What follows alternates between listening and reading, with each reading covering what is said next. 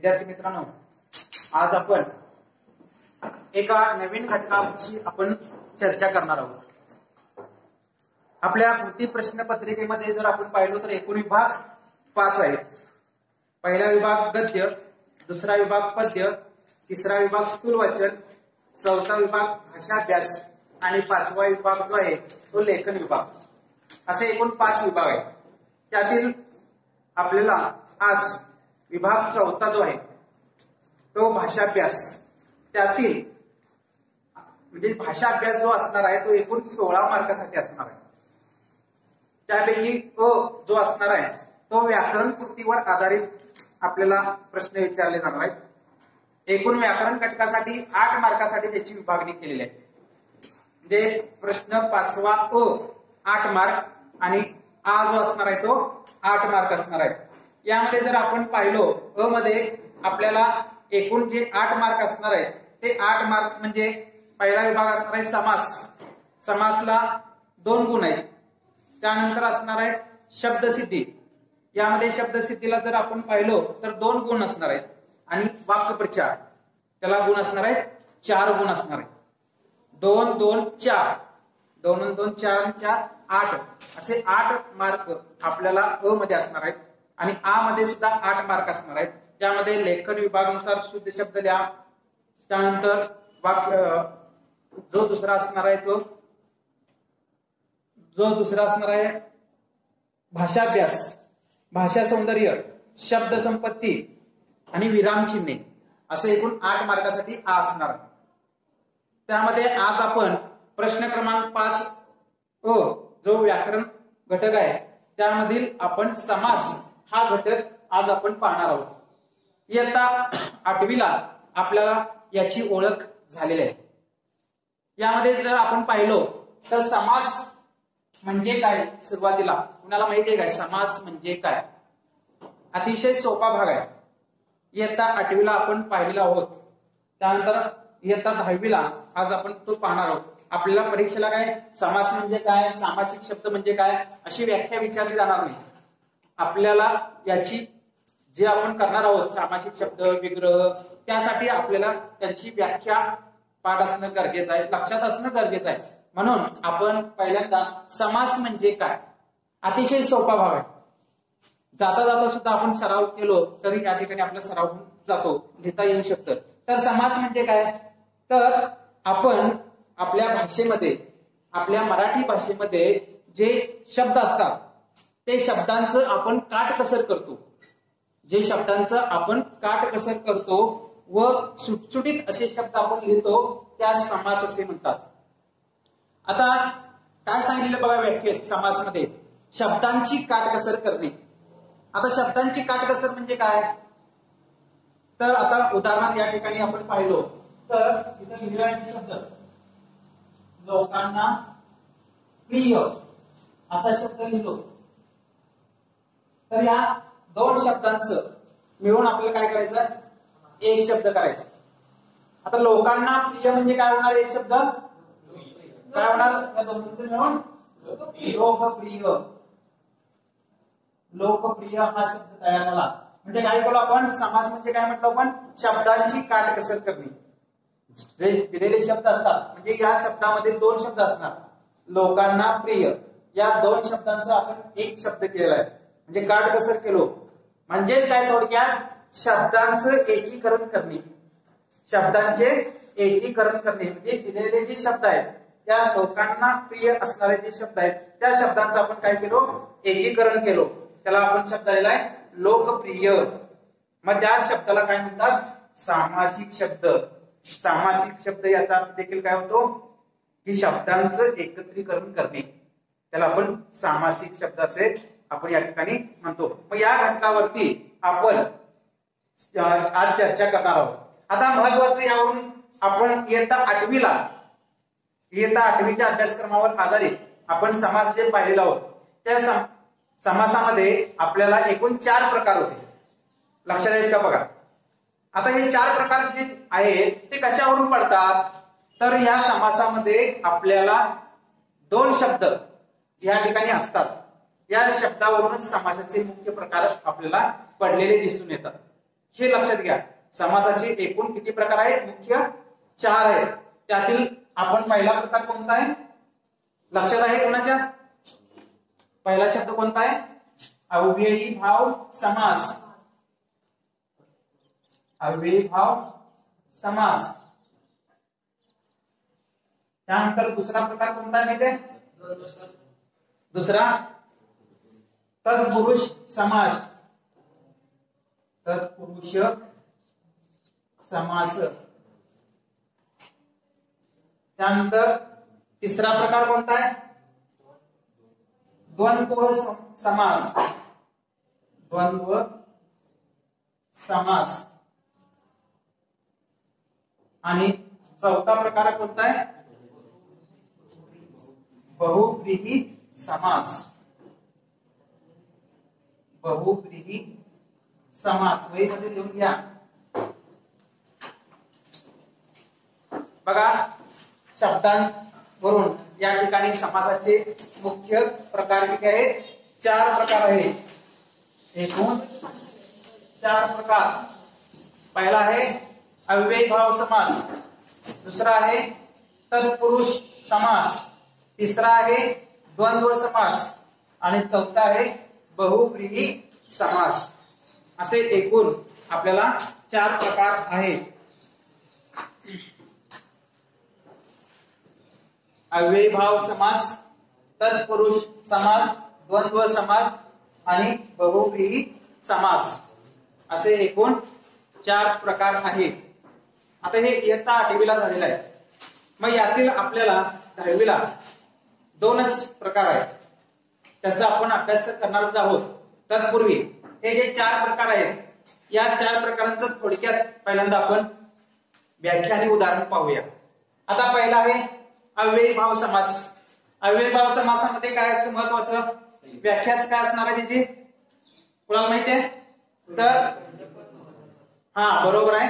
अव्ययीभाव समासामध्ये पहिले पद महत्वाचे. पहिले पद महत्वाचे. आता पहिले पद महत्वाचे म्हणजे एक उदाहरण आपण या ठिकाणी जर पाहिलो तर कोणतं उदाहरण आहे? लक्षात आहे कोणाच्या? पहिलं पद आपण या ठिकाणी काय करायचं आहे? घ्यायचं आहे. तर उदाहरणात कुणाला सांगता येऊ शकतं? आपल्याला इयत्ता 8वीच्या पाठ्यपुस्तकातील किंवा आपल्या इयत्ताच्या 10वीच्या पाठ्यपुस्तकातील असणारे कोणतेही एक अव्ययीभाव समासाचं उदाहरण सांगा. तर इथं मी सांगतो बघा. तर इथं प्रतिदिन हा शब्द आहे. आता हा शब्द दिलेला आहे. या शब्दांचं आपण नोट करायचं.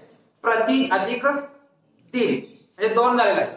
बघा इथं उदाहरण प्रति अधिक दिन आणि इथं काय सांगितलेलं आहे?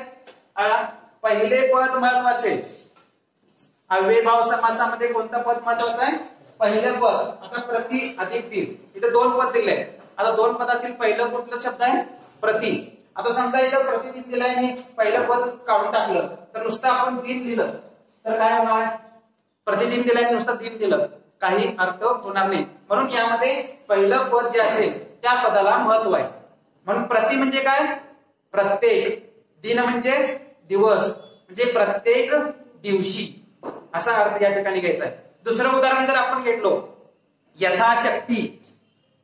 यथाशक्तीचं काय होणार? यथा अधिक शक्ती. यथा म्हणजे प्रमाणे म्हणजे शक्ती प्रमाणे. अव्ययीभाव समास. पहिलं पद महत्वाचे. आणि पार्श्वभूमी म्हणजे काय होणार? पार्श्व अधिक भूमी म्हणजे पार्श्वभूमी असलेला. गैरहजर. गैर अधिक हजर म्हणजे हजर नसलेला. हे लक्षात ठेवा. अव्ययीभाव समास. अव्ययीभाव समासामध्ये कोणतं पद महत्वाचं आहे? पहिलं पद या ठिकाणी महत्वाचं असतं. त्यानंतर आहे दुसरं. या ठिकाणी आपण पाहिलं तर दुसरा कोणता प्रकार आहे? तत्पुरुष समास. तत्पुरुष समासामध्ये काय कोणतं पद महत्वाचं आहे? यामध्ये दुसरे पद महत्वाचे असते. थोडक्यात घेऊया. दुसरे पद महत्वाचे. दुसरे पद महत्वाचे.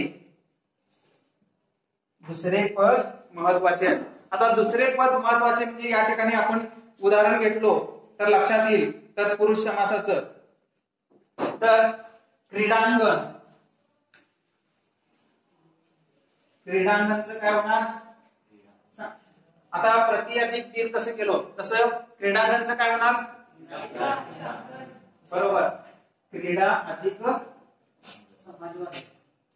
अंगण. मग आता क्रीडांगण, क्रीडा अधिक अंगण झालं. मग पुढं त्याचं हे विग्रह कसं होईल? हा बरोबर आहे, क्रीडेसाठी अंगण, क्रीडेसाठी अंगण असं पुढं करून लिहायचं. सामासिक शब्द दिल्यानंतर क्रीडा अधिक अंगण, पुढं आपण काय लिहायचं? क्रीडेसाठी अंगण. आणि कोणता समास? तत्पुरुष समास. आता दुसरं उदाहरण या ठिकाणी सांगतो बघा. तत्पुरुष समास असतं तोंडपाठ. तोंडपाठचं काय होणार? तोंड अधिक पाठ आणि तोंडाने पाठ, तत्पुरुष समास. दुसरं पद म्हटलंय. आता इथं दुसरं पद म्हणजे कुठलं असणार आहे? अंगण. क्रीडांगण दिलंय, नुसता क्रीडा दिलं तर इथं अंगणला महत्व म्हणजे असणार आहे. म्हणून पहिलं जे पद आहे त्यापेक्षा दुसरं पद तत्पुरुष समासामध्ये महत्वाचं असतं, त्याला तत्पुरुष समास म्हणतात. आता या वर्षी आपल्याला 10वीला तत्पुरुष समासाचे प्रकार आता आपण या ठिकाणी पाहणार आहोत. म्हणजे हे दोन्ही झाल्यानंतर आपण तत्पुरुष समास पाहणार आहोत. थोडक्यात आपण या ठिकाणी पाहणार आहोत. त्यानंतर आहे द्वंद्व समास. द्वंद्व, द्व आपण म्हणतो ना दोघांचे युद्ध लागले, द्वंद्व युद्ध लागले. द्व म्हणजे किती? दोन. दोन. द्वंद्व समासामध्ये कोणतं पद महत्वाचं असते? दोन्हीही पदे महत्वाची. दोन्ही पदे महत्वाची. दोन्ही पदे महत्वाची. दोन्ही पदे महत्वाची म्हटल्यानंतर एक उदाहरण कोण सांगणार? देवाण घेवाण किंवा राम लक्ष्मण. मग याचं काय होणार?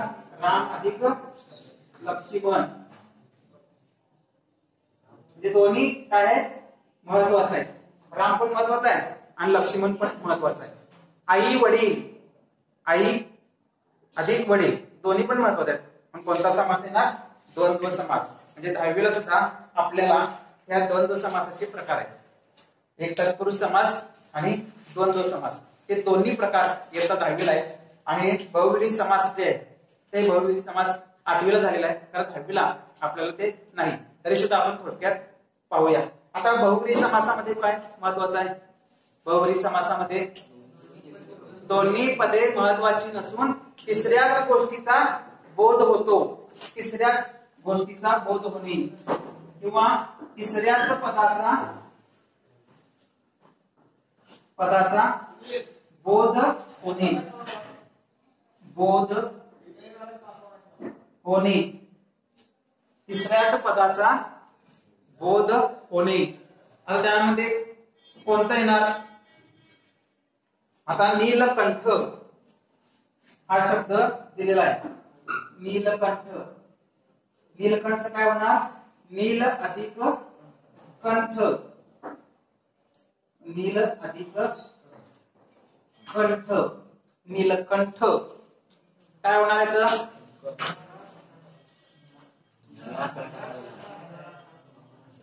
किंवा ज्याचा नील आहे कंठ असा जो. म्हणजे इथं काय सांगितलंय? दोन्ही पदे या ठिकाणी महत्वाची नसून तिसऱ्याच पदाचा बोध होतो, त्यास बहुव्रीही समास असे म्हणतात. चक्रपाणी कसा शब्द आहे? मी तुम्हाला त्यावेळी पण सांगितलं बघा. चक्र पाणी. पाणीला पहिली विनाडी दिलंय. पाणी म्हणजे काय होणार? हात. आणि चक्र ज्याच्या हातामध्ये चक्र आहे असा तो. म्हणजे काय झालं? सुदर्शन चक्र म्हणतो आपण त्याला. जसं चक्रपाणी. हे लक्षात घ्या. पद्मनाभ ज्याचे नाभीवर पद्म आहे असा तो. म्हणजे काय? बहुव्रीही समासामध्ये दोन्ही पदे महत्वाची नसून तिसऱ्याच पदाचा बोध होतो, त्यास बहुव्रीही समास असे म्हणतात. हे आपण 8वीला समासाचे प्रकार पाहिलेले आहेत चारही. आता आपल्याला इयत्ता 10वीला कोणते आहेत? तत्पुरुष समास आणि द्वंद्व समास यांचे प्रकार आपण इयत्ता 10वीला पाहणार आहोत. इथपर्यंत लक्षात आलं काय? समास म्हणजे काय, सामासिक शब्द म्हणजे काय, आणि त्यावरून समासाचे एकूण 4 प्रकार. एक अव्ययभाव समास, दुसरं तत्पुरुष समास, तिसरं द्वंद्व समास, चौथं बहुव्रीही समास. हे 4 आहेत. अव्ययभाव समासामध्ये कोणते पद महत्वाचे? पहिले पद महत्वाचे. तत्पुरुष समासामध्ये दुसरे पद महत्वाचे. द्वंद्व समासामध्ये दोन्ही पदे महत्वाची. आणि चौथा आहे बहुव्रीही समास, दोन्ही पदे महत्वाची नसून तिसऱ्याच पदाचा बोध होतो, त्यास बहुव्रीही समास असे म्हणतात. हे 4 प्रकार आपल्याला लक्षात आले. आता यावरून आपल्याला फक्त 10वीला तत्पुरुष समास आणि द्वंद्व समास या ठिकाणी आपण पाहणार आहोत. आता पहिल्यांदा आपण लिहूया तत्पुरुष समास.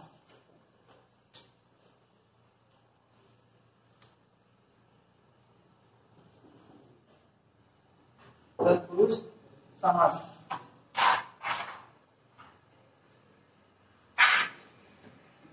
तत्पुरुष समासाचे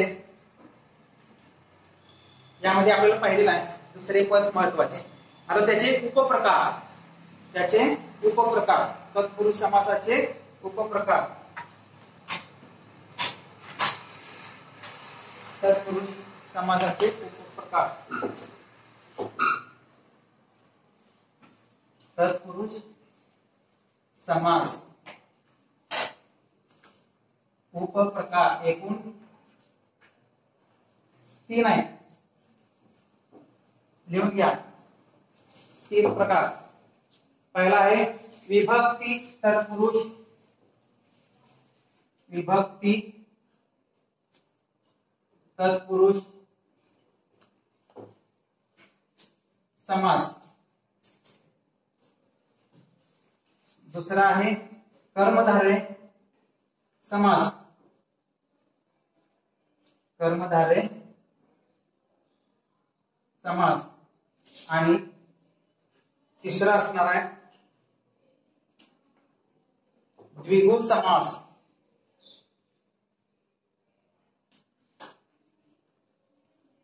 द्विगु समास. पहिला आहे विभक्ती तत्पुरुष समास, दुसरा आहे कर्मधारय समास, तिसरा आहे द्विगु समास.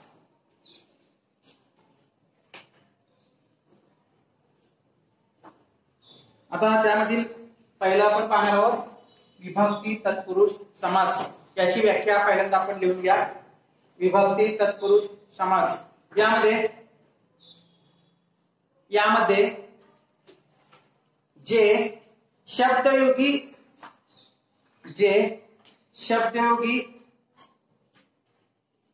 अव्यय असतात, यामध्ये शब्दयोगी अव्यय असतात व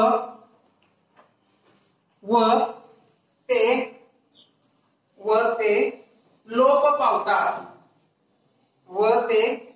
लोप पावतात, त्यास विभक्ती तत्पुरुष समास असे म्हणतात.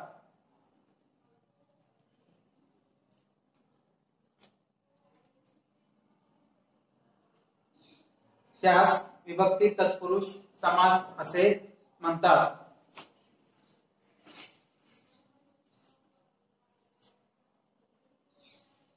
पुढे एक वाक्य लिहून घ्या. यामध्ये पहिले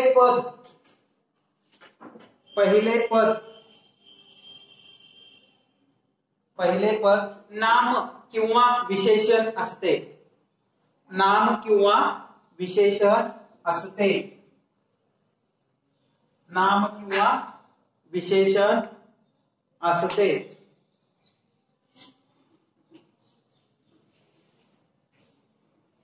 बघा आता इथं सांगितले विभक्ती तत्पुरुष समास.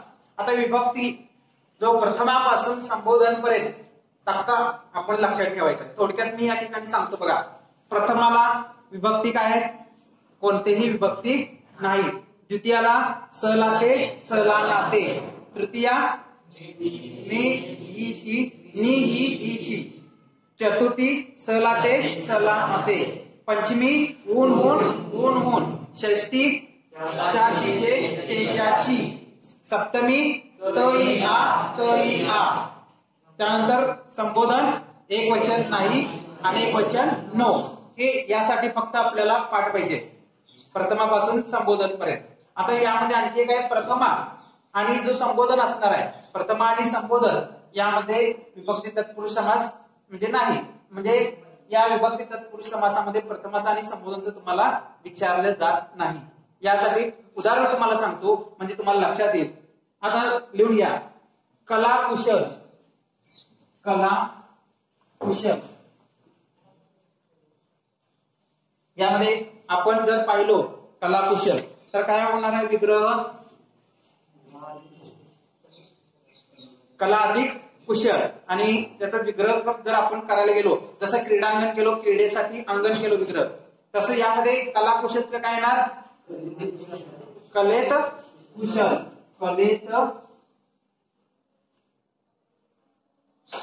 कलेत कुशल. बरोबर काय. आता या ठिकाणी जर आपण पाहिलो कलेत त आहे का, एवढं लक्षात घ्या. त विभक्तीमध्ये कोणता आहे, तई आ. मग इथं पुढे तुम्ही लिहायचं सप्तमी तत्पुरुष समास असं लिहायचं. म्हणजे ह्या गोष्टीसाठी कलाकुशल हा तुम्हाला सामासिक शब्द देणार, विग्रह तुम्ही करायचं काय ना कलेत कुशल, त्याला अर्धा मार्क असणार आहे. आणि त्याचं तुम्ही जर आपण विभक्ती काय दिलो सप्तमी तत्पुरुष समास, म्हणजे कशावरून ओळखलो आपण हे सप्तमी तत्पुरुष आहे ते कलेत त आहे का, सप्तमी तत्पुरुष समास. म्हणून या फक्त गोष्टीसाठी आपल्याला विभक्तीचं रकाना प्रथमापासून संबोधन पर्यंत पाठ असणं गरजेचं आहे. दुसरं लिहा ग्रंथालय, ग्रंथालय, ग्रंथालय, ग्रंथ अधिक आलय आपण म्हणतो. म्हणजेच काय, ग्रंथाचे आलय, ग्रंथाचे आलय, ग्रंथांचे आलय. आता मला सांगायचं कुठलं आलेलं आहे, चे आलेलं आहे. किती वाजणार आहे, चे च्याची, मग काय येणार पुढं षष्टी तत्पुरुष समास, षष्टी तत्पुरुष समास. किती सोपा आहे बघा. 2 मार्कासाठी असणार आहे. अर्धा मार्क विग्रह आणि ओळखणे विभक्ती, अर्धा मार्क. म्हणजे तक्ता जर पाठ केलो आपल्याला विभक्ती तत्पुरुष समासासाठी तरी आपल्याला उपयोगाचं आहे. ते लक्षात आलं काय, विभक्ती तत्पुरुष समास. त्यानंतर दुसरा प्रकार कोणता आहे, कर्मधारय समास. कर्मधारय समास लिहून घ्या 2 नंबर. कर्मधारय समास.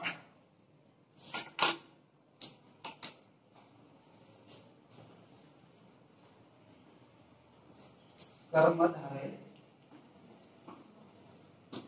समास. यामध्ये पहिले पद कर्मधारय समासामध्ये लिहूया. पहिले पद विशेषण असून, पहिले पद विशेषण असून दुसरे पद नाम असते. पहिले पद विशेषण असून दुसरे पद नाम असते त्यास कर्मधारय समास असे म्हणतात. त्यास कर्मधारय समास असे म्हणतात.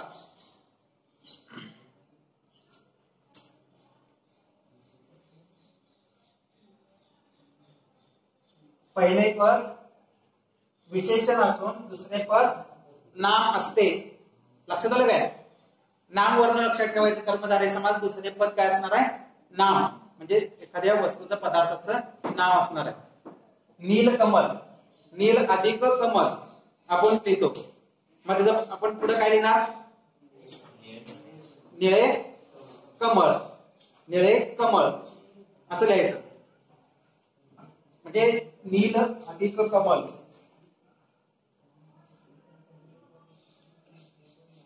कमल.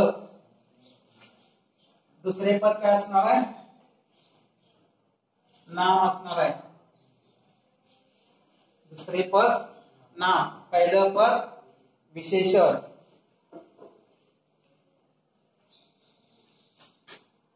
दुसरं उदाहरण घ्या, बघूया. महाराष्ट्र, महाराष्ट्र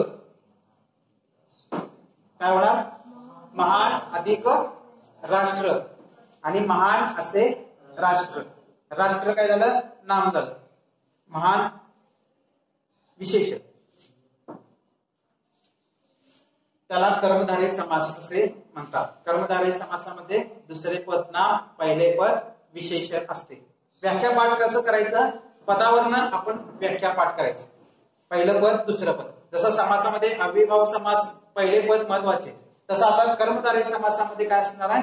दुसरे पद नाम असणार आहे, पहिले पद विशेषण असणार आहे. त्यानंतर दुसरं उदाहरण आपण जर पाहिलं तर आपल्या पाठ्यपुस्तकातील जर बघितलो, पांढरा शुभ्र. पांढरा शुभ्रच काय होणार? पांढरा अधिक शुभ्र, जे पांढरा असा शुभ्र. शुभ्र काय झालं? नाम झालं. म्हणजे काय येणार? कर्मधारय समास असं आपण त्या ठिकाणी समजू शकतो. हे कर्मधारय समास समजलं. तर पहिलं होतं विभक्ती तत्पुरुष. विभक्ती तत्पुरुषासाठी आपल्याला काय पाहिजे? प्रथमापासून संबोधन पर्यंत तो तक्ता पाठ पाहिजे. दुसऱ्यामध्ये कर्मधारय समासामध्ये दोन पदांपैकी दुसरे पद नाम असतं, पहिलं पद विशेषण असतं, ते लक्षात ठेवायचं. कर्मधारय समास. तिसरं एकदम सोपं आहे. कुठलं? तुमच्या आवडीचं असणार आहे द्विगु समास. तिसरा प्रकार कोणता असणार आहे? द्विगु समास. द्विगु म्हणजे काय? ओळखले की लगेच सांगता येते बघा. द्विगु समास.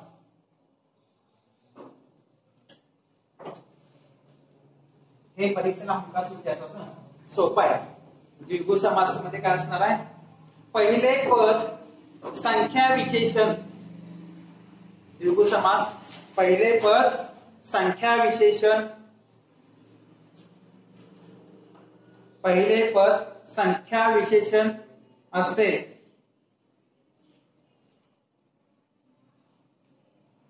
पहिले पद संख्या विशेषण असते व त्या सामासिक शब्दावरून, व त्या सामासिक शब्दावरून, व त्या सामासिक शब्दावरून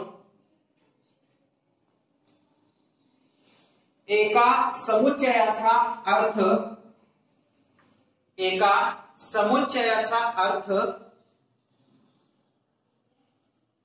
एका समुच्चयाचा अर्थ लावला जातो, अर्थ लावला जातो, त्यास द्विगु समास असे म्हणतात. त्यास द्विगु समास असे म्हणतात.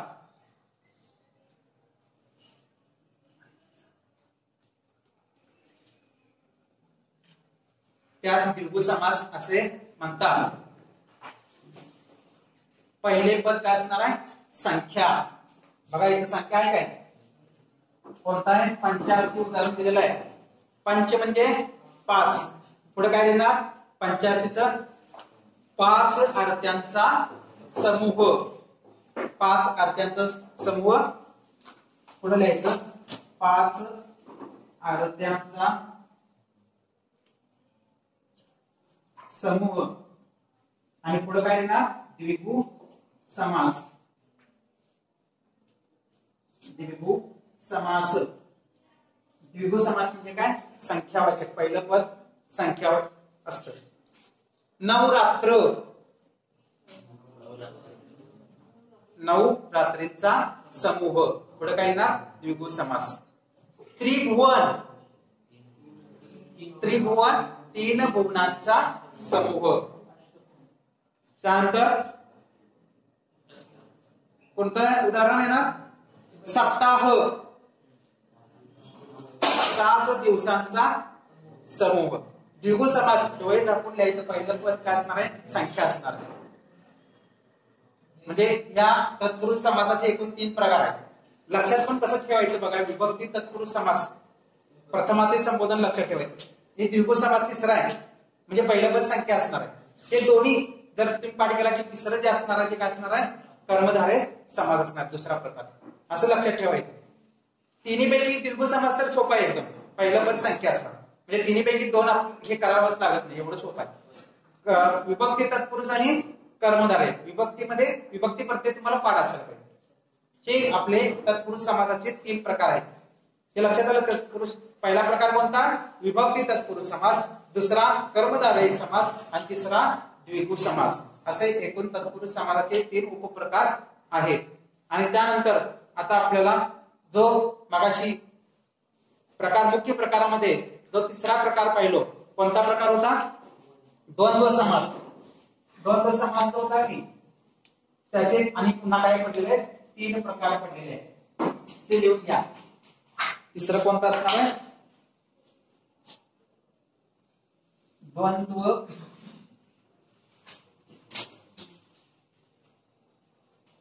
समासाचे प्रकार. द्वंद्व समास हे पण अतिशय सोपं आहे. उपप्रकार पहिलं लिहून घ्या. इतरेतर द्वंद्व समास. इतरेतर द्वंद्व समास. त्यानंतर असणार आहे दुसरं वैकल्पिक द्वंद्व समास. वैकल्पिक द्वंद्व समास. आणि तिसरा असणार आहे समाहार. समाहार द्वंद्व समास.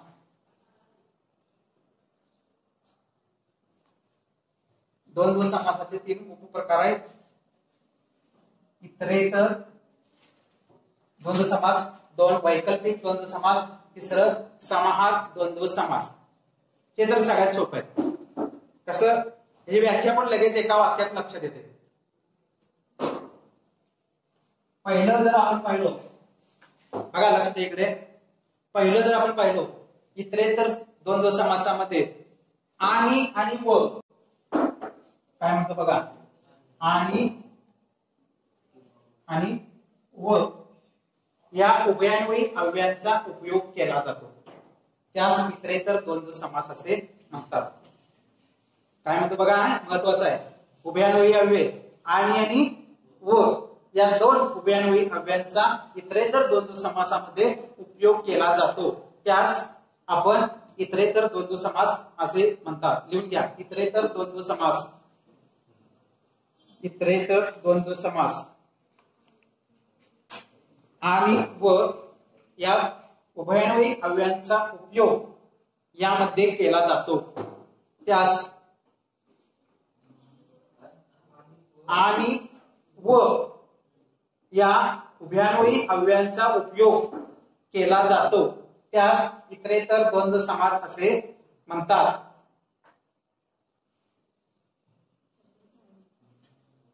आणि व या 2 उभयान्वयी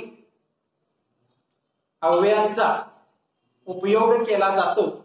त्यास इतरेतर द्वंद्व समास असे म्हणतात. आता इतर शब्द लक्षात घ्या. विटी तांडूळ असा शब्द दिला जातो तुम्हाला. माहित इतरेतर असेल तर कसं लिहिणार? विटी व पण किंवा विटी आणि दांडू. आई वडील. आई आणि वडील. राम लक्ष्मण. राम आणि लक्ष्मण. सुख दुःख. सुख आणि दुःख. पास नापास. पास आणि नापास. बरे वाईट.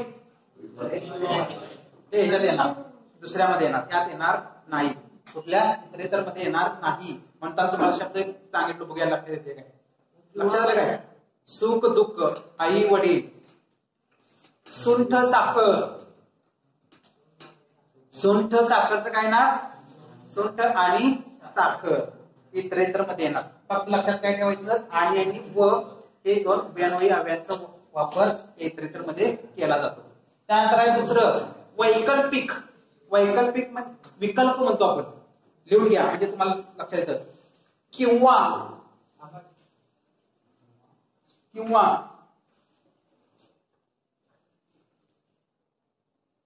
स्वल्पविराम अथवा आणि वा, हे तीन आहेत. किंवा अथवा वा या, किंवा अथवा वा या विकल्प बोधक, विकल्प बोधक उभयान्वयी अव्ययांचा, विकल्प बोधक उभयान्वयी अव्ययांचा उपयोग केला जातो,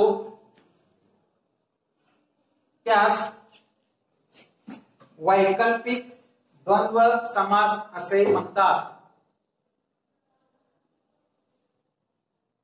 विकल्प बोधक उभयान्वयी अव्ययांचा उपयोग केला जातो, त्यास वैकल्पिक द्वंद्व समास असे म्हणतात. तीन शब्द कोणते? किंवा अथवा वा, हे विकल्प.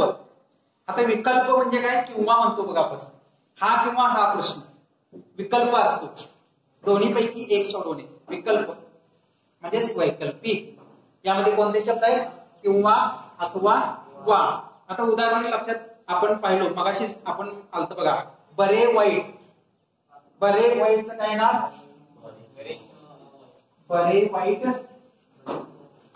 बरे किंवा वाईट. किंवा आपण शक्यतो या विकल्प मध्ये जास्तीत जास्त किंवाच, त्यापैकी तीन दिल्यात की नाही, त्यापैकी जास्त किंवाच जास्त वापरलेला आहे. आतापर्यंत परीक्षेला किंवाच आलेला आहे जास्त, हे लक्षात घ्या. विकल्प किंवा. दुसरं उदाहरण आपण पाहिलं तर लक्षात येतं, सत्यासत्य. सत्यासत्य काय ना, सत्यासत्य, सत्य किंवा असत्य, पास किंवा नापास, हे लक्षात घ्या. उदाहरणं आहेत भरपूर, म्हणजे आपल्याला लक्षात येतं. यामध्ये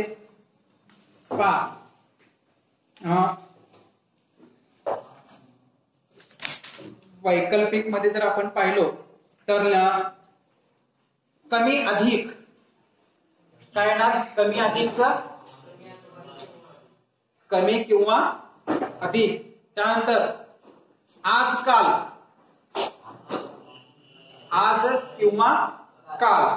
त्यानंतर पुढचा एक दोन, एक किंवा दोन, हे कशामध्ये येणार? वैकल्पिक द्वंद्व समासामध्ये येणार. आणि तिसरा आहे समाहार द्वंद्व समास. लिहून घ्या, समाहार द्वंद्व समास.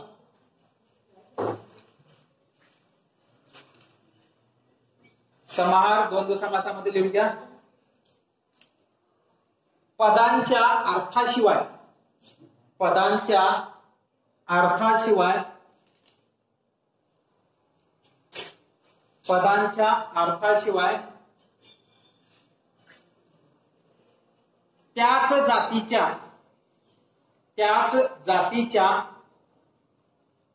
त्याच जातीच्या इतर पदार्थांचाही समावेश असतो.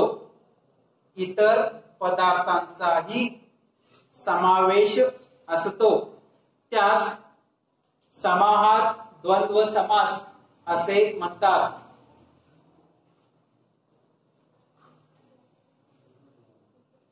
त्यास समाहार द्वंद्व समास असे म्हणतात.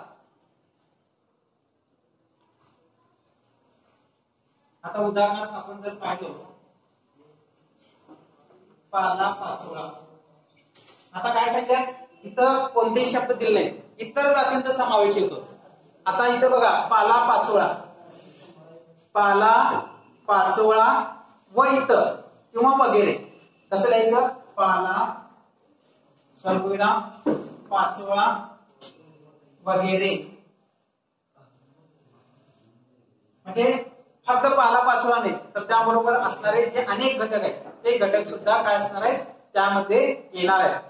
अन्नधान्य, अन्न धान्य वगैरे बाकीच्या गोष्टी पण त्यामध्ये समावेश असतात इतर, म्हणून काय करायचं शेवटी वगैरे हे शब्द लावायला विसरायचं नाही. उदाहरणार्थ लिहून घ्या पाला पाचोळा, पाला पाचोळा वगैरे. त्यानंतर पुढचं उदाहरण घ्या केर कचरा, केर कचरा, केर कचरा काय होणार? स्वल्पविराम द्यायचं, केर स्वल्पविराम कचरा वगैरे.